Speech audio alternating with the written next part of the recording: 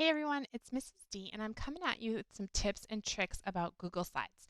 So, it's not tips and tricks about Google Slides, it's about Google. This should work for most anything except forms.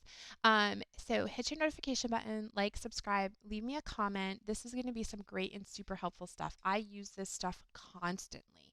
So, let's first talk about. Um, we want a student who maybe didn't finish an activity in class or would like to review your slides again to be able to do that. But we don't want to give our stuff away. We don't want anybody to be able to steal it, change it, or any of that stuff. So, what I have here is just and I know I have a million tabs open, I always do. What I have here is just a simple slideshow that I'm working on, and I'm going to go ahead and show you two things with this. Number one, I'm going to show you how to send it as a presentation. Okay, sending it as a presentation. So we're going to share this document, and let me put, I don't even know what this class is going to be yet, so we'll just call it meetings. Um, and then we're going to share it. And I'm not sure if this works with restricted. So what I do is I always put anyone with the link, and then I copy the link, okay? Now what I'm going to do is I'm going to put this down in, let's say, it doesn't have to be the bottom, right? Let's go to this one. And just so that you can see it, okay? I'm going to control shift and copy. That way it keeps that big font. If you control shift, it's going to put a regular, look, I'm going to show you. Control V, and it actually made a liar of me. It kept it big. So we want that. I want to show you that big URL right there. I know it's big and ugly. Okay, I think I have a video on how to make it look better. But anyway, what we're gonna do here is we're gonna change this from edit to present. Okay, and then when I do that, I then copy this and I share that. So I send it in a Zoom chat box. I send it in an email. I send it on the Outschool classroom. I send it wherever I need to send it. I'm going to send this one where I have changed edit to present. And what happens when we do that, I'm going to show you here. Control V that in there, hit enter, and it brings the student or whoever, the viewer, right to the presentation. They can't do anything. They can't get out of the presentation mode. They cannot copy. I mean, they can copy it like you can't even copy it from here. Um, all you can do is click through it and do whatever activities you embed in it and whatnot. Okay, so that is like the big that I use that all the time. All the time. Like if a student doesn't finish an escape room, I'll use this. This is how I have set up my flex classes with the escape rooms. That way they can't take my stuff. They can share it, but I can't control that, but at least they're not able to modify it, change it, take possession of it anyway. Escape does nothing. So there's that. Okay, so that's how you can change it from presenting. Now, let's say I have a Google Doc. I usually I have a Google Doc like in my paragraph class that I want to. I wonder if I can find it really fast. I don't think I can. Let me go here. It's usually very close to the top. So I have a Google Doc in my paragraph class that I use over and over again, right? And I don't want the students to be able to change that, right? Here it is right here. I don't want them to be able to change this. I want to keep my original, okay? I want them to have a copy of it that they can use. I want them to be able to change it, but not my original, okay? Do you get what I'm saying? So what we're going to do is go to the share button here. Okay. And again, we're going to change from restricted to anyone with the link and copy that link. Now, for the sake of being able to see it, I'm going to go back to the slideshow. I'm going to take this one out, okay, and I'm going to put in the new one. And again, here where it says edit, I'm going to copy. I'm going to put copy. Okay. And then what happens when I do that, copy that and put it into the URL. So you send it through chat, through email, through whatever. Okay, and these are actually embedded in some of those presentations that you saw. This is how my Coliseum is set up like this, where once you find the link, you click it and it opens up into a copy of the crossword puzzle, a copy of the document. That way they've not messing with my original forms. Everything stays intact. They get a copy. So you make a copy, and then like I usually tell students to change the title right here, right? So once it loads, you can click up here and I'll put like Mrs. D, right? And then the student has their own copy of this that they can change however they need to. So they can put their own brainstorming details into this graphic organizer.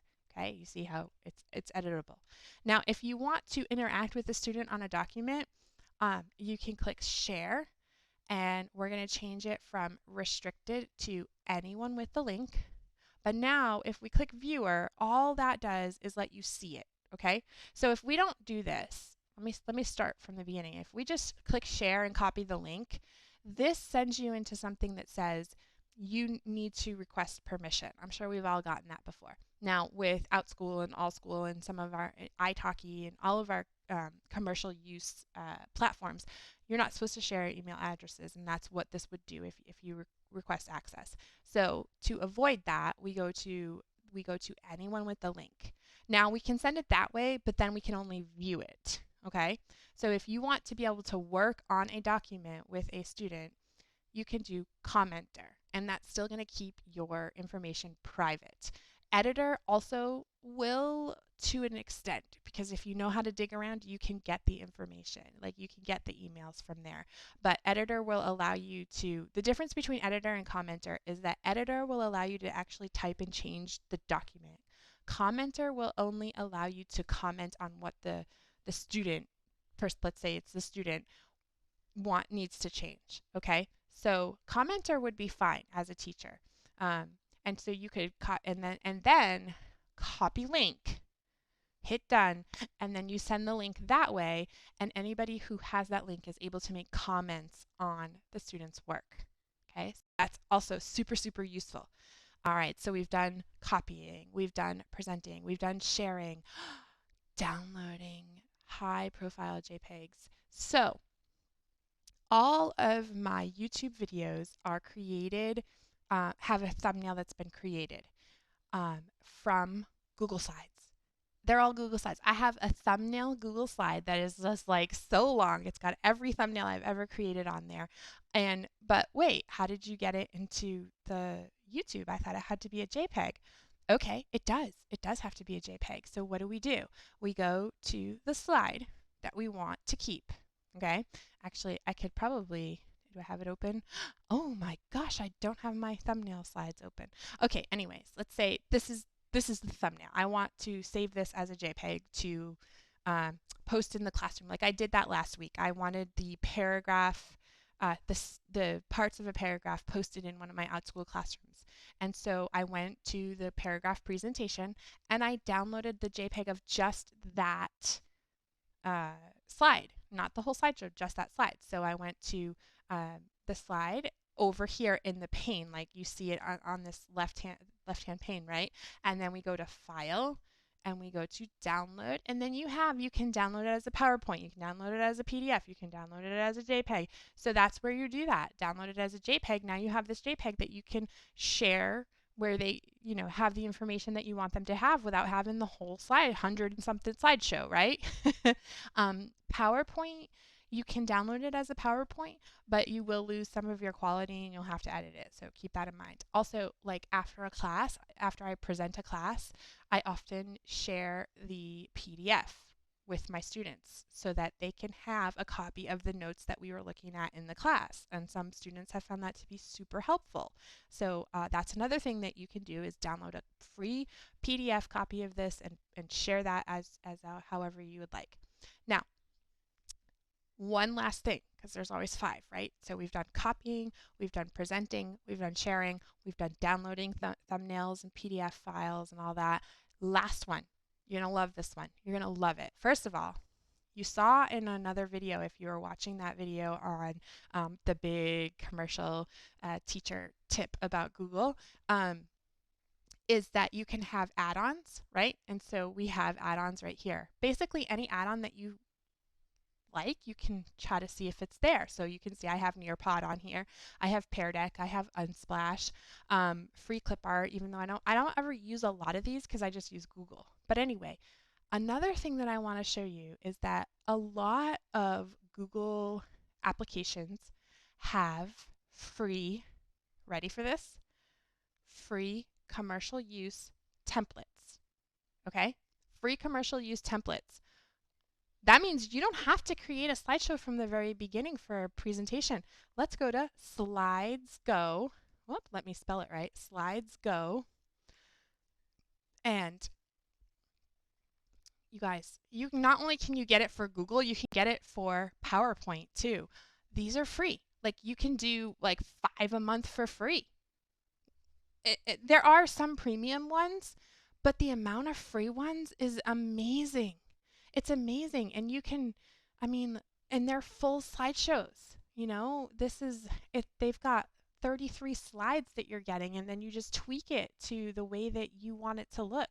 I use these all the time. It saves me so much time. I don't have to graphically design every single slideshow I make, right? I do some of them still because I want them to be a certain way, but I mean, you can even, I mean, you can pretty much manipulate pretty much everything except for the background of this. And actually you could do that too if you knew how. So again, if you think that you want to see a master course of how I use Google Slides, leave me a comment, like, subscribe, hit your notification button. That is 5 tips about Google and how to copy things for students, how to present so that they don't get your stuff, how to share anonymously following policy procedures, privacy procedures, downloading for JPEGs and PDFs, and I mean, even Word document for the docs, and how to use free accessible SlideGo and extensions on your Googles. And it's not just Google Slides, it's all of the applications. So go enjoy, explore, have fun, like, subscribe, notification, comment if this video was helpful, and I'll see you next time.